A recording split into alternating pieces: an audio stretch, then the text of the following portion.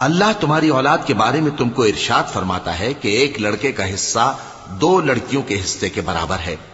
اور اگر اولاد میت صرف لڑکیاں ہی ہوں یعنی 2 یا 2 سے زیادہ تو کل ترکے میں ان کا 2/3 ہے، اور اگر صرف ایک لڑکی ہو تو اس کا نصف ہے،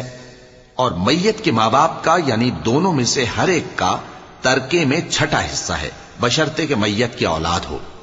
اور اگر اولاد نہ ہو اور صرف ماں باپ ہی اس کے وارث ہوں تو 1/3 ماں کا حصہ ہے، اور اگر میت کے بھائی بھی ہوں تو ماں کا 6واں حصہ ہوگا۔